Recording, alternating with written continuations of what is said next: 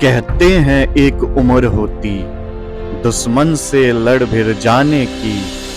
कहते हैं एक उम्र होती जीवन में कुछ कर जाने की।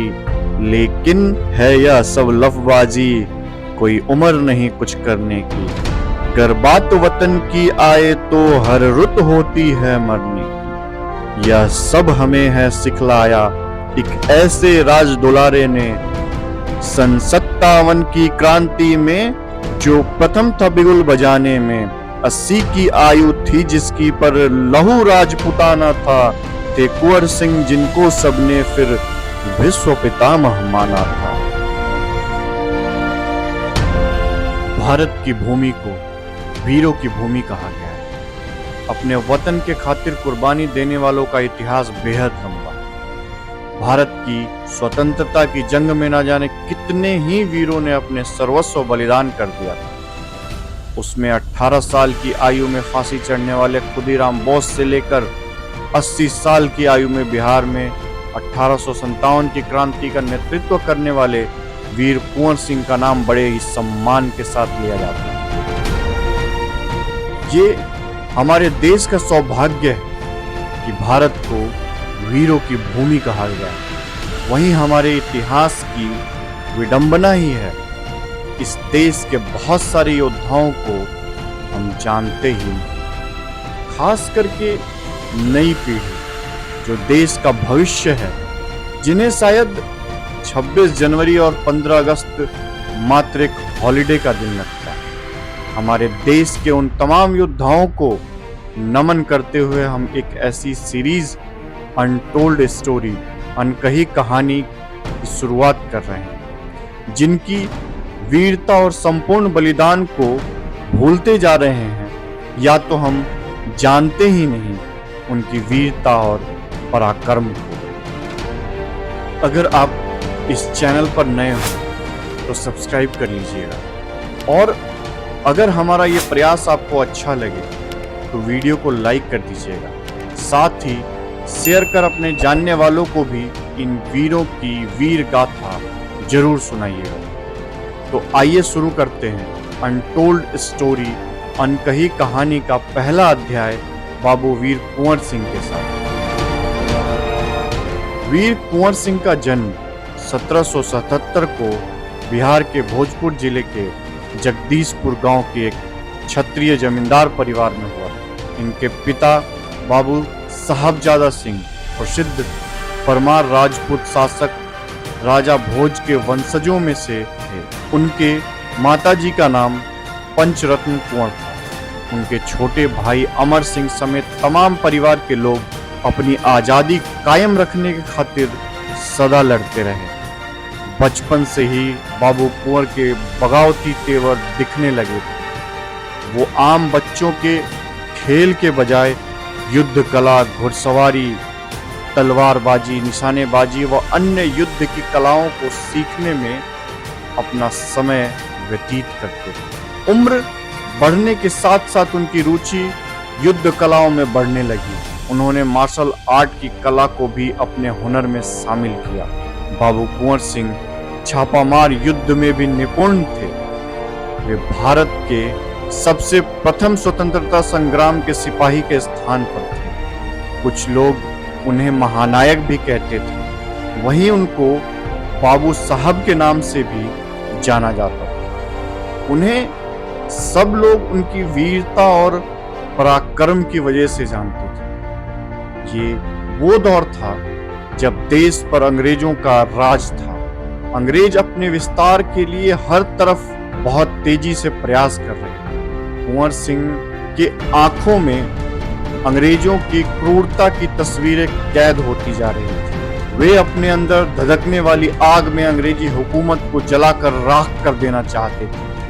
80 वर्ष की उम्र में ब्रिटिश हुकूमत की नींव हिला देने वाले वीर कुंवर सिंह की वीरता की पहचान वर्ष 1845 में ही हो गई थी, जब ब्रिटिश सत्ता को उखाड़ फेंकने वाले षड्यंत्र में भांडाफोड़ होने की वजह से वीर कुंवर सिंह अंग्रेजों की हिट लिस्ट में आ गए। बाबू कुंवर प्राकृतिक प्रेमी भी थे।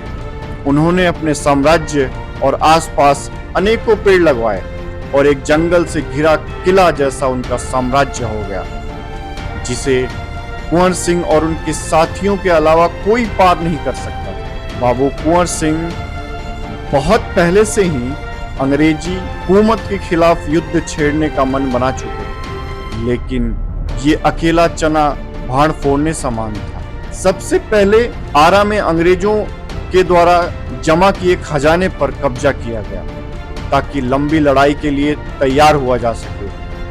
दिलचस्प बात ये थी कि वीर कुंवर सिंह को यह पता था कि अंग्रेजों से सीधी लड़ाई नहीं लड़ी जा सकती। उनके पास ज्यादा सेना, ज्यादा हथियार, आधुनिक हथियार और गोला बारूद थे, इसलिए उन्होंने शिवाजी की तरह छापामार या गोरिल्ला वार की रणनीति अपनाई। उसी दिन से वो महाराणा प्रताप की तरह जंगलों में निकल गए, अंग्रेजों पर अचानक हमला बोलते और सीधा लड़ाई से बचते।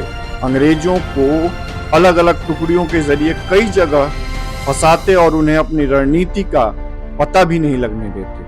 27 जुलाई 1857 को दानापुर छावनी से विद्रोह कर आए सैनिकों का साथ बाबू कुंवर सिंह को मिला। विद्रोह किए हुए सैनिकों ने बाबू कुंवर सिंह का नेतृत्व स्वीकार किया। आरा हाउस, जिसमें अंग्रेज छिपे थे, उसे घेर लिया। अंग्रेजों की रक्षा हेतु 29 जुलाई को डनबर के नेतृत्व में दानापुर से सेना भेजी गई। युद्ध में डनबर मारा गया।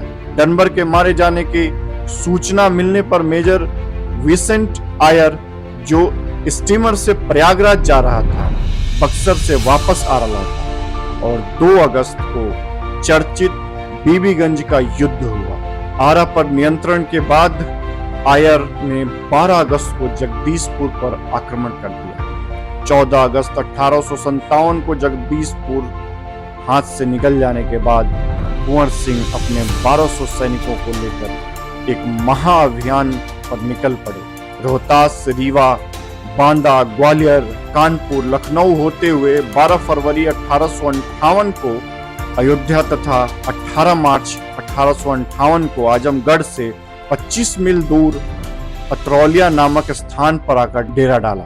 आजमगढ़ आने का उनका उद्देश्य शत्रु को पराजित कर प्रयागराज एवं बनारस पर आक्रमण करते हुए अपने गढ़ जगदीशपुर पर पुनः अपना अधिकार स्थापित करना था।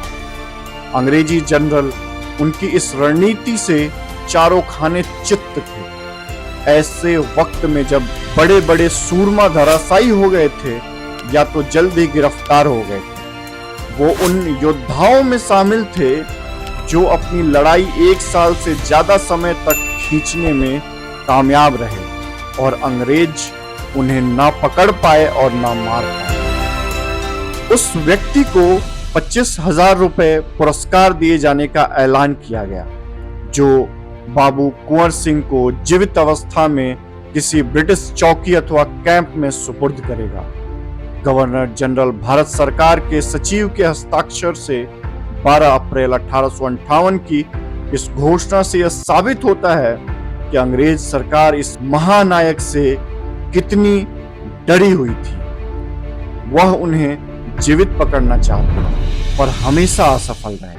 बाबू कुंवर सिंह छापामार युद्ध में निपुण थे, अतः 8 माह तक अंग्रेज उनका मुकाबला करने से बचते रहे।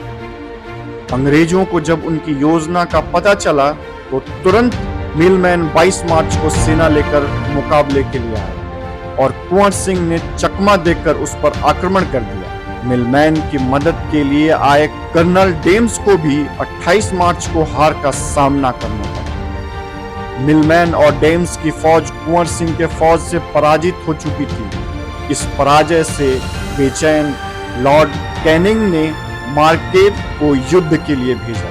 500 सेनाओं और 8 तोपों से सर्वसज्जित मार्केट की सहायता हेतु सेनापति कैंपबेल ने एडवर्ड लॉर्ड को भी अपना आजमगढ़ पहुंचने का आदेश दिया।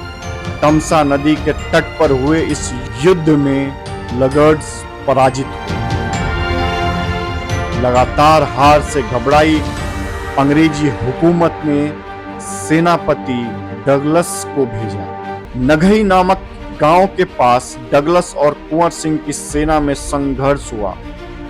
डगलस भी कुंवर सिंह को पकड़ने में नाकाम रहा। 21 अप्रैल 1858 को बाबू साहब शिवपुर घाट होकर गंगा नदी पार करने लगे। तभी किसी अंग्रेजी सैनिक की गोली बाबू साहब को लग गई। बाबू साहब ने बाएं हाथ से तलवार खींचकर घायल दाहिने हाथ को खुद से एक वार में कोहनी से काटकर अलग कर दिया, जिससे भयभीत अंग्रेज सेना बाबू साहब का सामना करने की साहस तक नहीं जुटा पाई। उन्होंने अपनी कटी बांह को मां गंगा में प्रवाहित कर 22 अप्रैल को अपने 2000 साथियों के साथ जगदीशपुर में प्रवेश किया। बाबू साहब के जगदीशपुर पहुंचने की सूचना मिलने पर 23 अप्रैल को कैप्टन लेग्रेड ने आधुनिकतम एनफील्ड राइफलों एवं तोपों के साथ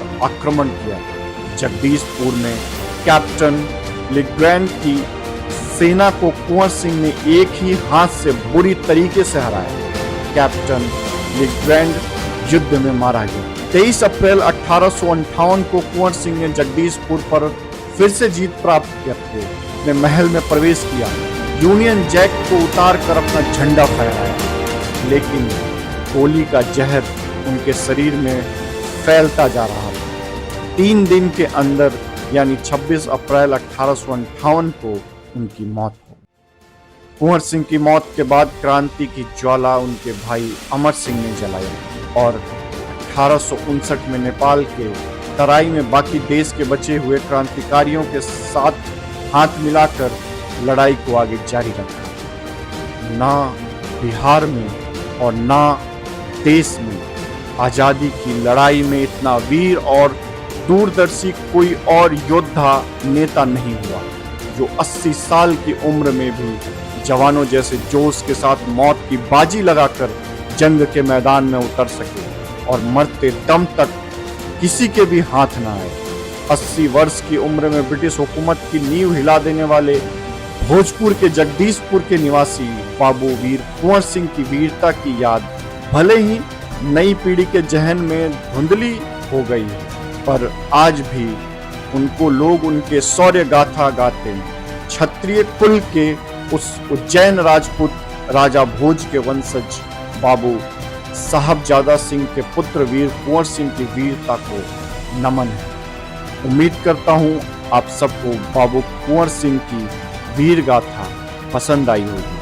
अगली वीडियो आप किस महानायक के बारे में चाहते हैं, कमेंट बॉक्स में अपनी राय जरूर दीजिए।